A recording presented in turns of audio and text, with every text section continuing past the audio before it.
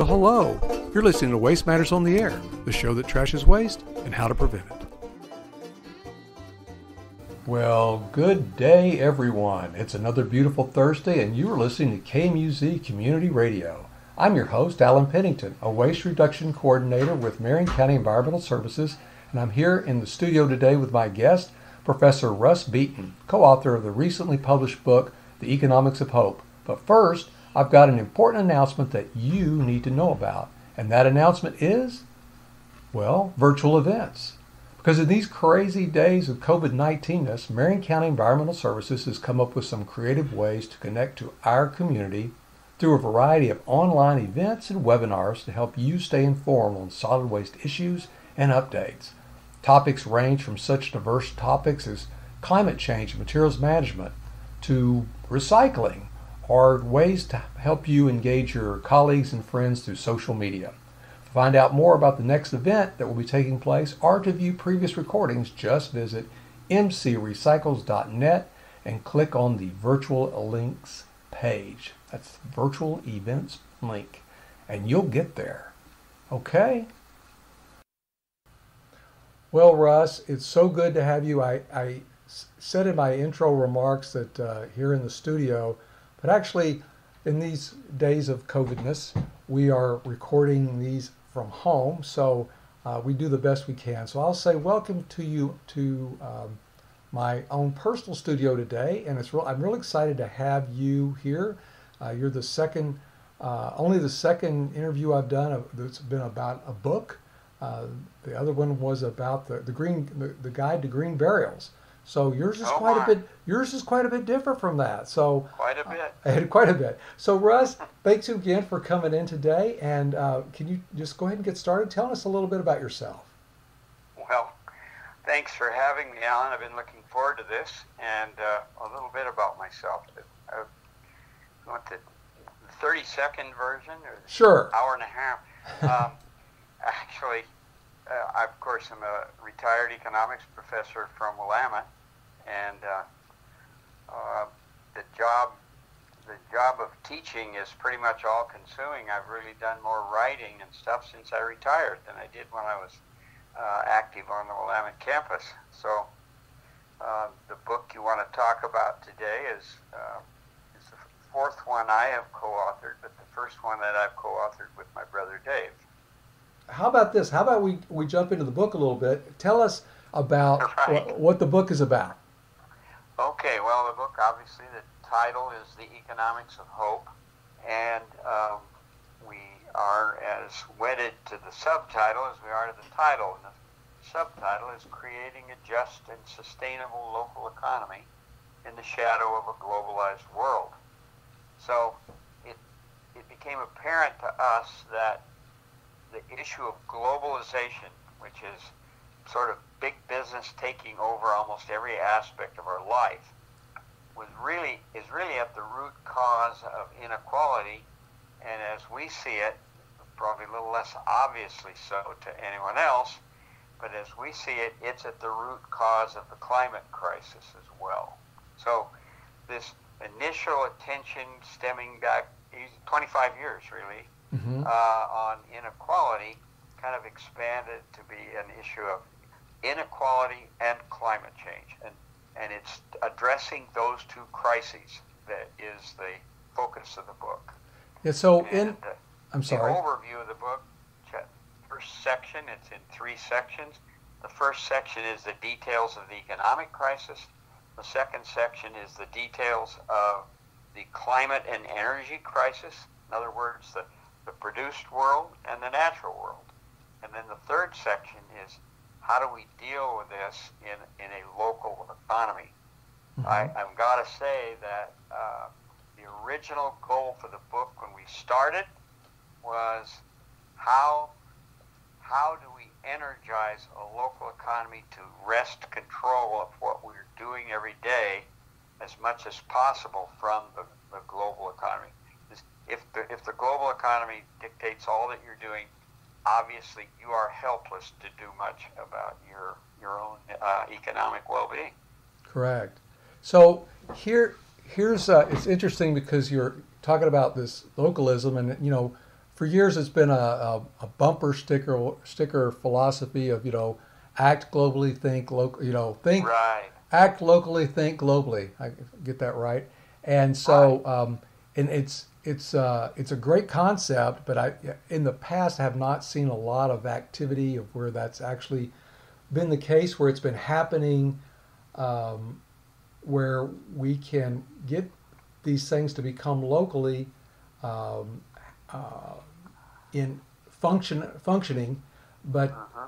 one of the things that we see in my world, in the materials management, whatnot, is that when it comes to materials, because I'm in the solid waste business here for Marion County, looking Right. at how do we reduce the impacts of these materials, which plays into certainly climate change and environmental degradation and so many other things. And of course, we don't talk about the economics portion of it, but we know that these things we're living in a linear economy, which I'll just say briefly. A lot of the listeners probably know what that is, but basically it means something is, you imagine that there's a material that's dug out of the ground or taken somewhere from nature, whether it's a tree or petroleum from the A ground, mine, oil. a forest. Yeah, and Right. so it's Right. something like that's dug out and then it's brought and it's transferred, it's manufactured into something that's usable, and then they make a product out of it, they sell it, and then when it's used up, it's just trash. And so that system works as long as those natural resources are unending, and that the trash portion of it is unending, and it doesn't really matter because it's we've got plenty of it. But the realities of it are that that is not the case, and so we're looking more towards building a circular economy, which seems like something that you are talking about here in your book Absolutely. as well. So can you extrapolate a little bit more on that? Well, let me respond to a lot of the meaty stuff you just said. This, first of all, to think globally, act locally, um, I think it's a bumper sticker statement, as you say, more or less when it was born, assuming that you could have a very positive interaction with the global economy. And to me, in the most positive sense, that statement says, be aware of the world around you completely, but then be very proactive at what you do in your own community. Mm-hmm. Now, in the book, or as a result of the philosophy of the book, I would take a little darker view of that. In other words, I'm not sure that a positive interaction with, playing the game positively of being involved in the global economy is anything but a dead-end street for us in a sense. Yes, the global economy is going to be there. Yes, it's going to produce a lot of the stuff that we think we need. Don't don't mistake for 1 minute the notion of local self-sufficient or local involvement and local vibrancy, say, of your economy with any effort to be completely self-sufficient. That's not going to happen, and really it shouldn't. So there's no economy that's a closed system, but we could produce a whole lot more of what we ourselves of what we want and what we need. We currently buy from the global economy. Now, this notion you mentioned of a circular economy, what you described at first, the notion of extracting a raw material, transforming it, using it, consuming it, and disposing of the waste. That's a linear sort of economy that's been described by Buckminster Fuller, by Kenneth Boulding, as the throughput economy, or in other words, sources to sinks. Mm-hmm. Right. And you extract something, you transport it, you transform it in a business sense, and incidentally, of course, our economy is very, very complex.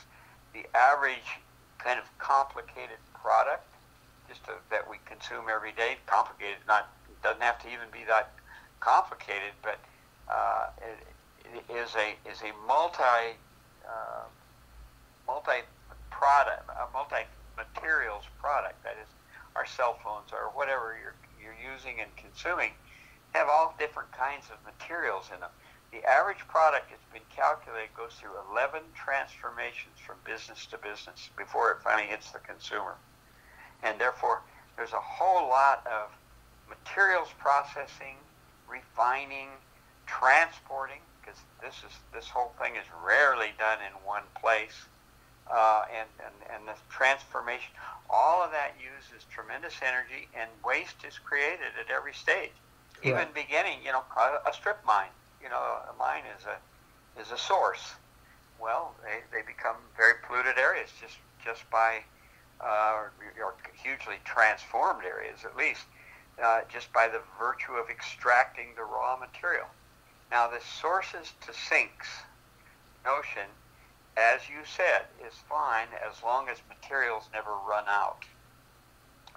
And people run out of materials in a variety of ways.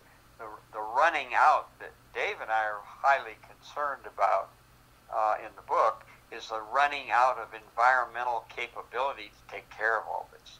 So you run out of environment just as you run out of ore or something like that. Right. And really the ability to process the waste, I think, is going to be the biggest shortage that we face as we look ahead. Mm-hmm. And the circular economy says, well, our sinks, that is where we dispose of materials, has got to become a source of initial inputs as well. And that's simply, recycling. You know that better than anybody. How do you take what we're currently throwing away or absolutely wasting and turn it into a valuable product? Well, that's a difficult job, and quite honestly, we talk about this a bit in the book. That is a completely top to bottom restructuring of your economy. Mm-hmm. Yeah, and that's one of the areas where we in our solid waste world have thrown our hat into the ring in supporting the concept of extended producer responsibility, also known as sustainable stewardship with products. Mm-hmm. So that the idea being that whoever manufactures it is then responsible for dealing with all the materials that they use. In other words, you got to imagine a product as a full life cycle. Exactly. Issue, yeah. And the idea doesn't the German economy, and others too around the world, but they try to build in before they allow a product to be approved. It's the entire lifespan of those materials. Right. They're thinking about it. Ideally, and what we are in our. It's hard to do. Yes, but ideally the manufacturers would be also responsible for not only taking it back, but ideally they would find it that it behooves them economically and environmentally to take whatever product they're getting back and to restore it or find new ways to use those components as opposed to starting from zero again. Because again, every time you have to throw in a bunch of energy inputs, well, unless your energy is limitless, such as something that's coming from the sky, the sun, solar energy, but if you're still using petroleum, fossil fuels to fuel all this, you're going to run out, right? Yeah, that's the bottom line big challenge is all energy sources, if we're to have a sustainable world looking ahead, let alone your local economy, if the human race is to survive, the energy source that it uses has got to be renewable. Mm-hmm. And the only source of renewability is the sun. Sure. It can be argued about nuclear power, whatever that is, but I don't like to get into that one. Right. So, Russ, tell us a little bit about. Give us an example of a local sustainable economy. I know you in some places in the book you talk about you live in Salem, and you applied some of those lessons to our area. Can you jump into that? Yeah, talk a bit, and please interrupt me anytime. We in the third part of the book, where we start to say, okay, here's how you energize. Here's some ways you energize your local economy. I think it helped to talk a little, just an overview of the structure of that third part. The first chapter deals with producing more of our own food. Mm-hmm. The second chapter, producing more of our own energy. Third chapter, producing more local manufactured goods. Food and energy are low-hanging fruit, if you will, no pun intended for food, but it becomes a little more problematic to imagine how you might produce all the other stuff that you produce daily. There's a following chapter on local finance, because you've got to, I think fighting one of the biggest fights in terms of weaning someone from globalization always boils down to, well, how can we pay for it? Where do we get the money to do all this? Well, we pull it back from Wall Street, basically. And then another chapter in that part deals with local economic development. I've been involved because I always taught urban regional economics, which are really the only branches of economics that deal with the inner functioning of a local economy. I can't tell you how many times I've been asked to say, well, how do we attract new business to the area and this kind of stuff? Mm-hmm. So we say that the typical attitude about your economy in the local area looks too much now more than it should to how do we get out into the global economy and get the global economy to bring something here? How do you get a multinational corporation to locate a branch plant in your town? That's the kind of thinking that I think is going to prove fatal to us actually getting control of our local economy, because that's basically saying, look, we're helpless. You're the guts of the economy. Come bless us with a few jobs and whatever. Now, I could get into, I won't bother specific questions if you want to ask, but how that whole strategy, how the nitty-gritty of that whole strategy really doesn't work for you. You don't get the best jobs. You don't get the jobs you want. You get the jobs they want you to take. With information technology as it is, we become basically colonies for the larger economy, indeed. Mm-hmm.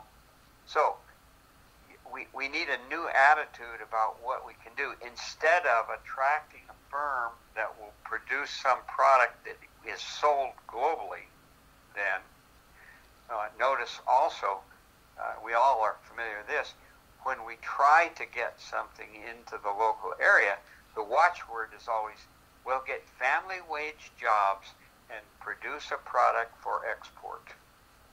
And of course, economic development strategy says, well, you're not going to produce your own televisions, your own cars, your own computers. Well, all this stuff is produced out there in the global economy somewhere, maybe domestically in the United States, or maybe you have to import it from China or Mexico or Japan or somewhere else in the world. But that's buying all that stuff that you want, and hey, you want it, remember, we all want to consume. Buying all that stuff sends money outside your local economy. If you don't sell something to the rest of the world, and you can't bring that money back in. So the fetish for exported goods is, if we're producing exportable goods, is based on the economic base reality that we're not a closed system and that we're always going to have to buy stuff outside the area. So you have to sell something to the rest of the world to bring the money back in, so you have this thing going. Otherwise, your economy dries up and blows away. Dries up like a prune. Sure. Well, our pitch in the book is produce something here and now that you now import, and you stop the money from leaving your local economy in the first place. So we understand you're not going to be a self-contained economy, but you can produce a lot more of what you now import. And food is an example. The average morsel of food that we eat travels about 2,500 miles before we eat it. And, you know, it's been a hard trip for some of that stuff. The average, now our energy also is imported in the form of fossil fuel. Think of all the energy you use. We've all watched a freight train of oil tankers driving by, you know, and that's bringing our energy into us. Well, what if we could produce solar energy ourselves and eliminate a lot of the need for that imported fossil fuel? Now, remember, the joint philosophy of the book is we can overcome our economic stagnation and our inequality, and we can do better for our climate and our environment. Think of how much energy you save and how much pollution you save if you're a solar-based thing. You know, in other words, it's a local economy. Mm-hmm. And the solar power that you're generating locally produces jobs in your local area, and it takes pressure off the environment. So the key to more equality and a better environment is a stronger local economy. Okay. Now, I've obviously said a few things there that you'd like to follow up on. Well, yeah, what I would like to see though, how about that's, you know, I think everybody people who think of such, okay, and I don't mean just econ and energy people, but other folks who think like, what would a perfect world look like? And generally we think of it as everything's local, everything is, you know, the main street is run by your friends and your family, and everybody gets along, and everything's hunky dory. And I remember when I was a kid back in Hood River Valley, and I'd play golf with the local Chevy dealer, who was the town. Sure, it's Mayberry. The image of the businessman, right? So what? Good friend. Give me a little simple exercise showing or example of what it would look like for a local economy to be functioning that was not just, you know, just like, well, that would be nice to do that, but what would it look like? So that when we think this thing, go, wow, this is something I'd want to embrace, what would it really look like? Well, we would have to. I'm gonna revert to, because it's the easiest for me right now. I'm going to revert to the example we used in the book. Perfect. And that's a local shoe manufacturing company. I need some new shoes. What am I going to do? Right. And now, what would it look like? Let's start by answering the question of how would it start? It needs to start by local people starting up local businesses. So there's a startup process there. Mm-hmm. And I'm sure you're aware that in most communities, Salem has certainly been no exception. There's a tension between the business community and the so-called progressive environmental community.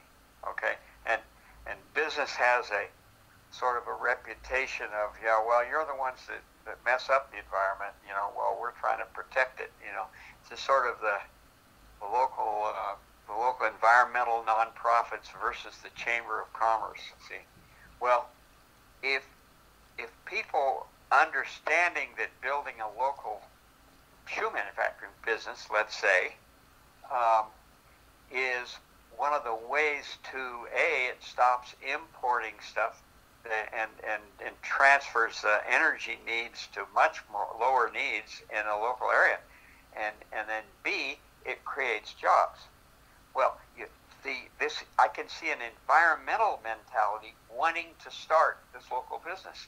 Well, so the 350.org or the Sierra clubs in an area go to the Chamber of Commerce and say, you're where the business acumen in town resides. Let's get together and start a local business. And then that goes. Now, let me say a word about that local business, producing your own shoes. Every dollar that we spend now on shoes, because the shoes are imported, and Dave and I have looked into some of the numbers here, less than 25 cents sticks in the local economy. The 75 cents goes right out of our economy to bring the shoe in, to pay the transportation costs, shipping it here from China, the distribution, the warehousing. If you've got, say, Nike, and I'm not criticizing Nike, but Nike's, we're all aware they have endorsements for all kinds of athletes. You know, the endorsements, the high salaries in the multinational firm, all of that goes outside your local area. If you had the shoe manufacturing company started here in town, about 75 to 80% of the dollar you spend stays in the local economy. It buys local inputs. Of course, the major one being the labor, the salaries that it creates. And that money is all recycled. In other words, as an economist, I will say that goes to the multiplier effect in your local economy. So your multiplier per dollar spent on the locally produced product is much higher than the multiplier per dollar spent on the imported product. That means by buying the local one rather than the imported one, you get a lot more jobs in the local area. And you get those jobs without spending any more money. Just $1 on shoes. And our point in the book is that you can fix an unemployment problem in your local area by choosing a few basic goods and producing them. You don't have to produce everything you need. All you do is have to produce a few things. Furniture, clothing, food, energy. Stick to basic needs, because those basic needs, if the global economy goes haywire through energy shortages or war or treaty problems or whatever, there's so many threats to the continued smooth functioning of the massive global trade economy. I can't believe it. And if those go sour, you have not only a better environmental model, you have a better employment creating model, you have your basic goods that you can rely on. So you have a more sustainable, you have a more recession-proof economy, shall I say. Mm-hmm. So anyway, and let me say a word about how we, and this is chapter 20 in the book, right near the end, how we would organize such a firm, such a business.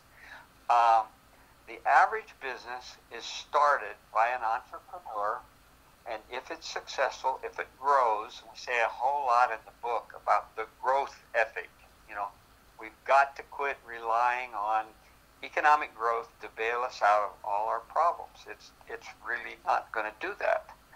Anyway, you organize the company normally as the entrepreneur starts it. If it grows and it's successful, he becomes rich, and they get a labor relations thing, and the management and the CEO of it become kind of antagonists with the labor force. I mean, that's the history of our economy, of our market economy in the United States, is that there's always a tension between owners and workers, between management and employees, etc. We're suggesting that occurs because the owner is what's called the residual factor of production. The owner gets to keep all the surplus that's created by the growth, okay? And that causes inequality. So our corporate structure now is the major reason we have the inequality that the book sets out to speak to. Mm-hmm. And therefore, you got to organize the business in a different manner. We suggest organizing it so that the residual factor production, the one that thrives over time as the business succeeds and maybe even grows a little bit, that residual factor production is going to be the workers. And the owners are preferred stockholders that get a good return on their money, but that return is fixed from the outset. That would mean that the business firm itself becomes a mechanism for fighting inequality or creating more equality, if you will. So, and if we continue to rely, however we do it, if we continue to rely on the corporate form of organization as we have it now, we cannot hope to do the right thing by equality. And think about it, what's going to be left is the government's got to do it. And the government's got to do that by taxing money away from the rich and giving it to the poor, the whole redistribution game. Well, and that's always going to be politically controversial. We know that. That's the way politics works. If you could have a business that itself is a mechanism for creating equality, think how much better off we would be. Well, that sounds pretty good. Yeah, I think we got your major thoughts of the three parts of this book, because you really, Russ, you really talked about both the economics of it. We see that it's there's a lot of social inequalities here for sure. I mean, that's becoming apparent. That's as is climate change. Yes, of course. And climate change is suddenly taking a backseat right now to a lot of social issues. But social issues come and go. But boy, that climate change, the issues there are they're just constantly growing. There's an issue, Alan, that you brought up when you talked about what I call the throughput economy, the sources to sinks. And that issue is that when you stop and say, well, this is a very polluting model, what you've done is to set the economy and the environment at odds with each other. Correct. And what the circular economy does is to say, we've got to actually put them in with each other. Mm-hmm. Yeah. In other words, the economy versus the environment is something we talk about in there. It's something I talked about in two other books as well, which I co-authored with an ecologist, a biologist. And the economy versus the environment is a false dichotomy. As long as we persist as a culture in thinking that the economy, preserving the economy or making the economy healthy and preserving the environment are antagonists, we're not going to win that battle. Mm-hmm. It's going to be a dead-end street. And right now, our political, I mean, what is our president doing to fight to rejuvenate the economy? Well, he's relaxing all kinds of environmental standards. And, we can't afford to worry about the impacts of this pipeline now. We need to do it. That is a dead-end street. That's a syndrome that has nothing but complete destruction for both the environment and the economy at the end of the tunnel. Well, you're right about that, I think, Professor Russ. But we're also kind of at the dead end of our conversation here. We're a little bit past time, but it's gone by so fast. I really appreciate you being here today. And you've mentioned this book, The Economics of Happiness. Of Hope. I was hoping that I hope it would be happiness as well. But the Economics of Hope. I went to a conference once called The Economics of Happiness, and I got many ideas for it. Yeah, it's a wonderful idea. And so, how do people find this book, Russ? Well, right now you have to order it on Amazon. I will get it within a week or two. I will get it to the book bin here in town.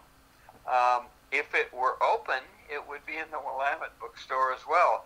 But of course, like many campuses, it's completely closed up right now, so that wouldn't do you any good. If people know how to get a hold of me, I have a bunch of copies, and I'll sell them one cheap. Okay, super.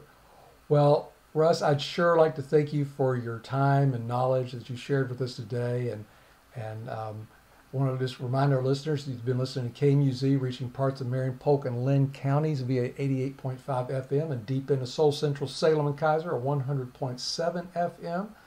And of course, KMUZ.org has web podcast of all of our shows and others, or you can also find them at mcrecycles.net on our waste reduction website, which also has a lot of other information about how to reduce waste, the 3 R's. As always, we'd love to hear from you. You can check us out on Facebook or YouTube. Just search Marion County Environmental Services, and you will find us. Well, Alan, it's been a pleasure being with you today. You've done a lot of good work in this community yourself over the years. Well, thank you, sir. I've enjoyed talking to you very much, and I'd do it again anytime. Well, I appreciate that so much, Russ, and we look forward to talking to you hopefully again sometime in the future, because I hope a lot of people read that book, and we'll have a lot of things to discuss. So, and see, and maybe some changes. Who knows? But I'm going to leave you with this thought. As an old philosopher once wrote, unless it's peace and quiet, if you don't need it, then don't buy it.